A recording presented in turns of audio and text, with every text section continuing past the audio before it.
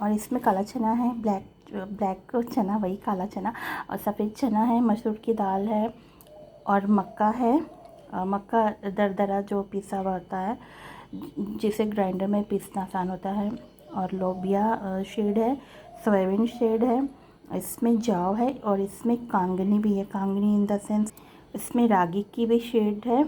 इसमें ज्वार है, बाजरा है, मसूर की दाल है, और हरा मूंग है, और इसमें जौ है, गेहूँ है, चावल है। चावल हमने इसमें देसी चावल लिया है, बासमती चावल हमें यूज़ नहीं करनी है इसमें देसी चावल जो खेत में होते हैं, खेत में जो पैदा होता है। ऑलमोस्ट सभी चावल ग्रेन्स तो खेत में ही होते हैं।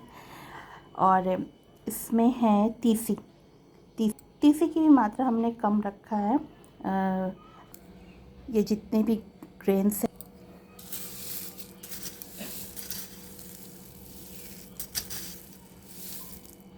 ये ग्रेन्स इसमें देखिए, इसमें आपको रागी भी दिख जाएगा।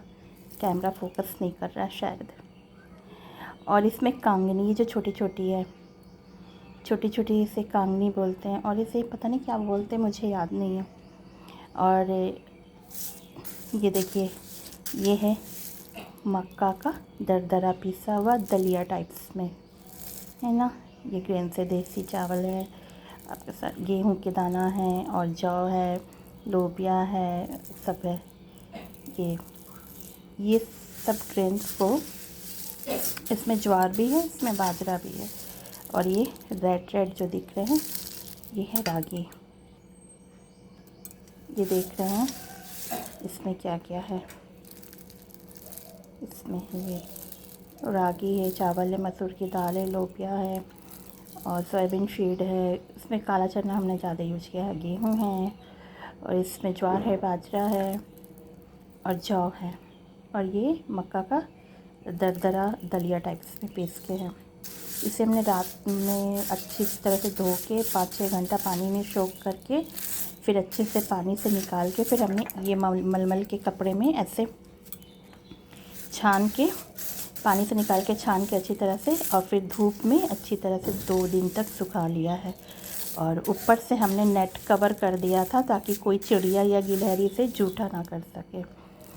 और बहुत अच्छी तरीके से ये 2 दिन तक सूखा है। एकदम तेज़ धूप में से अच्छे तरीके से सुखा लेना है, ऐसे स्पून से 2-3 बार चला के तो अच्छी तरह से सूख जाएगा। जब ये सूख जाएगा तो हमें इसे कढ़ाई में एकदम स्लो फ्लेम में बिल्कुल 10 से 15 मिनट तक ऐसे ऐसे सौटे करना है। कढ़ाई एकदम गर्म होनी चाहिए, और ऐसे ऐसे हमें हिला के ऐसे ऐसे सौटे करना है, बस उसके अलावा और कुछ भी नहीं करना है। ऐसे हो जाएगा। आप इसमें तीसी भी मिला लीजिएगा। तीसी अगर आप पैकेट वाला यूज़ कर रहे हैं तो वो भिगोने की ज़रूरत नहीं है, वो आप ऊपर से ऐड कर सकते हैं जब ये ऐसे से भुना जाएगा ना कढ़ाई में तभी। फिर जब ये ठंडा हो जाए, भुनने के बाद 10 से 15 मिनट एकदम स्लो फ्लेम में भुनना है, तो लगातार चलाते रहना है ताकि कोई भी ग्रेन्स जले ना, और ओवर हिट ना हो, ओवर कुक भी ना हो। फिर इसे अच्छी तरीके से ठंडा करना है, फिर मिक्सी में एक महीन फॉर्म में पाउडर बना लेना है इसका। अच्छी तरीके से एक सेरेलैक फॉर्म में ये बन जाएगा। तो हम आपको दिखाते हैं कैसे ये बना है, मतलब अब तो ख़त्म हो चुका है। तो इस तरीके से ये पाउडर फॉर्म में बन जाएगा, जो कि अभी मेरे बच्चों का ये हैंड फीडिंग सेरेलैक ख़त्म हो गया है, तो इसलिए मैंने ये बना के रखा है। इतना मुझे इसे ग्राइंड करनी है, तो ये इस तरीके से ऐसे बनाना है। ये है फ्लैक्सीड पाउडर, जो कि कढ़ाई में भून के इसे भी दरदरा पीस लिया गया है अलग से। और ये है सभी ड्राई फ्रूट्स, सभी प्रकार के ड्राई फ्रूट्स के पाउडर है। और जिसमें हमने ड्राई फ्रूट्स में हमने काजू, बादाम, अखरोट, पम्पकिन सीड, और उसमें हमने सनफ्लावर सीड वो भी हमने ऐड किया, और हम इसमें मखाना भी हमने ऐड किया है, ताल मखाना जो आता है। सब एक बेस क्वांटिटी में, जैसे कि छोटा बेबी है तो आप 50-50 ग्राम उसमें ऐड कीजिए, या 25-25 ग्राम। अपने अकॉर्डिंग। जैसे हमने ना इसमें 10 अखरोट, तो 10 काजू, 10 बादाम और 3 स्पून हमने लगभग सनफ्लावर सीड लिया है, जो खाने वाला आता है। और हमने पम्पकिन सीड भी लिया है इसमें। और हमने सबको हल्का सा कढ़ाई में रोस्ट करके, बस ऐसे ही गर्म कढ़ाई में इसको हल्के से रोस्ट कर लेना है। फिर उसको भी पाउडर बना के हमने तो कुछ उस सत्तू में भी, उसमें भी ऐड है इसके सेरेलैक में, और कुछ हमने अलग से रखा है ताकि अगर ज़रूरत रहे तो मैं ऊपर से अलग से भी मिला के खिला दूँ।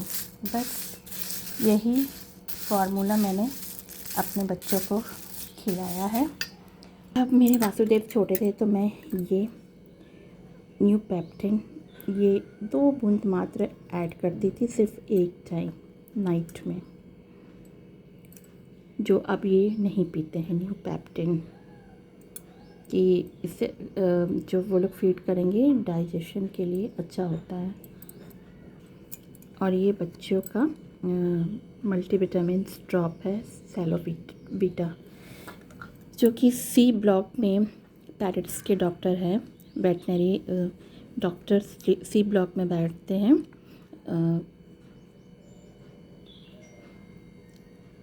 उन्हीं का रिकमेंड से हमने ये लिया है।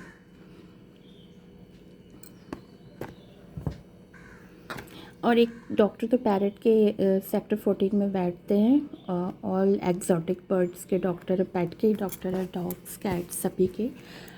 और एक बार मेरे देवू की तबीयत ख़राब हुई थी, उसे बहुत सर्दी हो गई थी, नोज़ी निकल रहा था, तो उसे वहाँ पे दिखाए थे।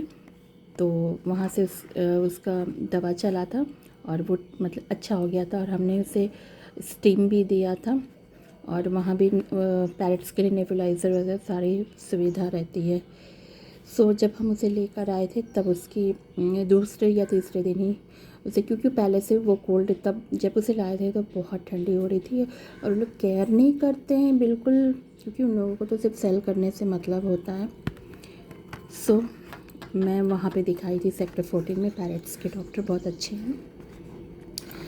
तो पहले तो मैं पेट्स लाइफ फार्मूला अपने एक बच्चे को खिलाई थी, तो वो 10 दिन तक तो अच्छा था, लेकिन पता नहीं क्यों बीमार हो गया। और उसे भी मैं डॉक्टर के पास ले गई थी। जिस दिन दिखा के लाई थी उसकी सुबह में ही वो नहीं रहा, मुझे समझ में ही नहीं आया। तो फिर मैंने ना बिल्कुल पेट्स लाइफ तो अपने बच्चों को खिलाई नहीं। मेरे वासुदेव मेरे ही द्वारा बनाए गए सेरेलैक खा के ही बड़े हुए हैं। सो मैंने ये पूरा, और अब भी वो खाता है। अगर वो दोपहर में खाएगा और रात में खा के ही सोता है। और दोपहर में जब मैं खिलाती हूँ तो मैं क्या करती हूँ, मैं बीट और गाजर को अच्छी तरीके से धो के फिर मैं उसे पानी में थोड़ा सा बॉईल करती हूँ। और पानी में 1 या 2 चुटकी इससे अजवाइन डाल देती हूँ। अच्छे से बॉयल हो जाता है तो मैं इसे कद्दूकस कर देती हूँ दोनों को, और उसके इसी सेरेलैक के फार्मूला में मिला के मैं खिला देती हूँ, जो कि हेल्थ के लिए बहुत अच्छा है, वेट भी और गाजर भी। सो वैसे गाजर नहीं खाता है, फेंक देता है। सो मैं उसे इसी तरह गाजर और बीट खिलाती हूँ और वो खा लेता है।